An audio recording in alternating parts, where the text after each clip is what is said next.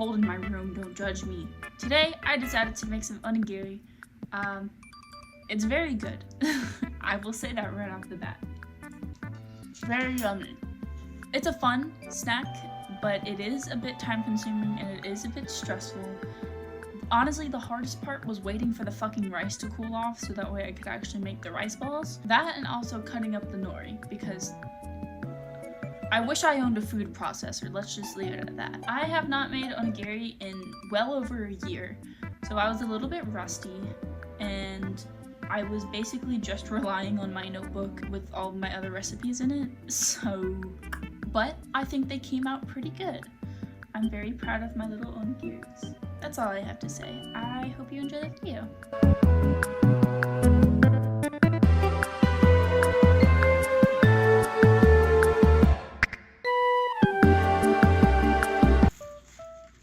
Measure out 2 cups of short grain sushi rice.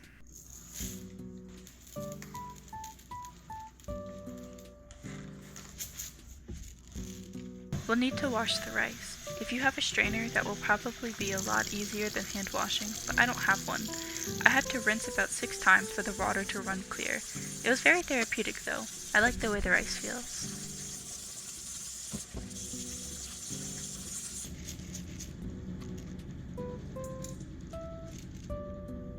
Now, we dump the rice into 3 cups of boiling water.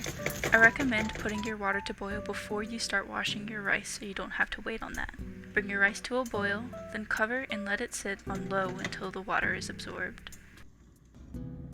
While we wait, mix together a half cup of rice vinegar, a 1/4 of a cup of white sugar, 1 tablespoon of vegetable oil, and 1 teaspoon of salt. Mix until the sugar dissolves and set it aside to cool.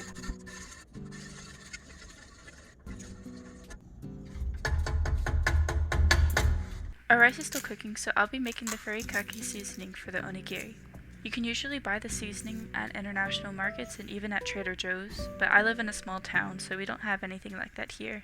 Roast a half cup of white sesame seeds until they turn golden. This usually takes about 10 minutes, so in the meantime, I'll prep the nori.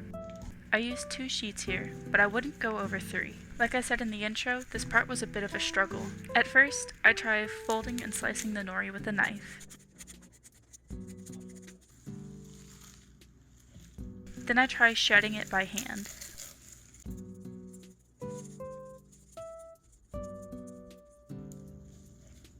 That wasn't working well either, so I just grabbed some scissors and went ham, and that seemed to work just fine.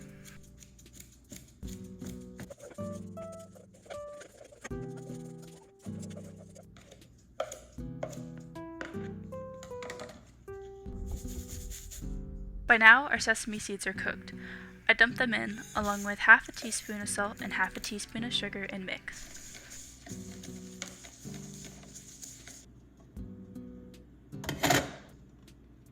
Our rice is finally done, and now we can pour our liquid mix in.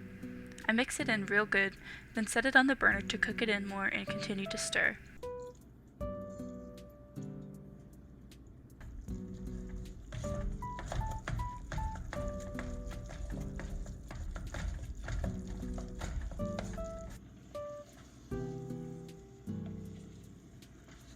I let it rest while I cut more nori, this time in strips about 1.5 inches wide. I didn't do it here, but I corrected myself later after I realized my mistake. Cut the strips in half. I don't know why I thought these long ass strips would fit comfortably on the onigiri, but you live and you learn. Now that the rice is done, I put it into the bowl with our Furikake seasoning and mix well.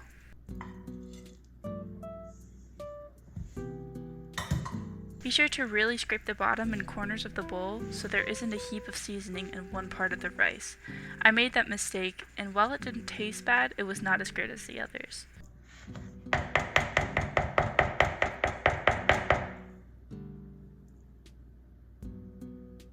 Next, I plug the sink and fill it with cold water to help the rice cool off. I let it sit for about 20 minutes while occasionally stirring the rice. Once the rice is cooled off enough, wet your hands and rub with a pinch of salt to keep the rice from sticking. Then take a palm-sized amount of rice, or more, and start to shape it into a triangle with the palms and L's of your hand.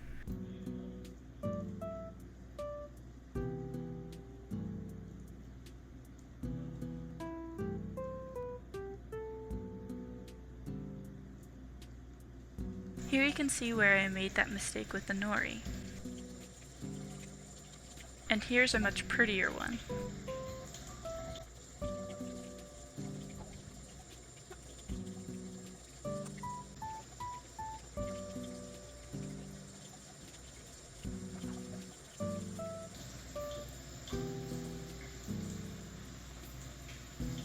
And there you have it, homemade onigiri.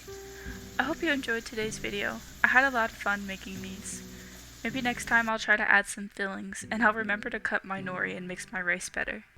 Don't sweat the small stuff, my friends. Have a good day.